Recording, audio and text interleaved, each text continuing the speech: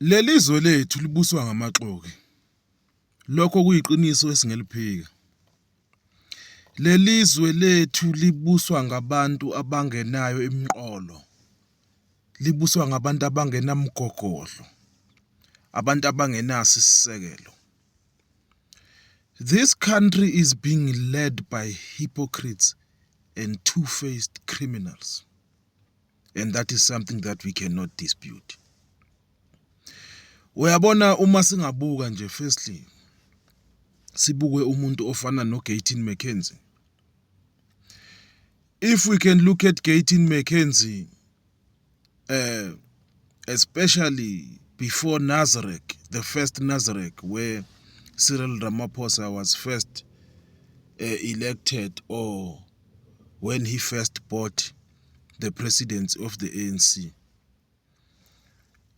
Gayton McKenzie was one of the people that was anti-Ramaphosa. He was one of the people that was making the most noise, trying to warn us and telling us how Ramaphosa is going to be the worst thing to ever happen in this country. Gayton McKenzie even wrote a book, Kill Zuma by Any Means Necessary, where he disclosed a lot of secrets and even challenged those that he had mentioned in the book.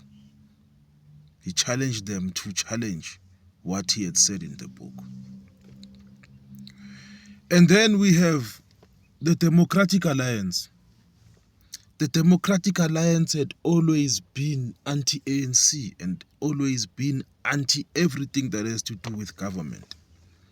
They were the loudest when it came to complaining about the Blue Light Brigade and complaining about the luxury cars and all the benefits and perks of the ANC government. And they were the ones that were saying that the ANC must be destroyed by any means necessary. And then we have Unjengele Uholomisa, who was always very vocal in parliament, was always the first one to mention amasela athethe ngokuntsalwa kweyimali and how the ANC and the government is destroying the country. All of these people were the loudest. Sikhulume ngabo Mmusi Maimane and all of them. We can mention all of them. But if we look at all of these people today, bayabamba bayayeka. It's because bonke bangamaxoki.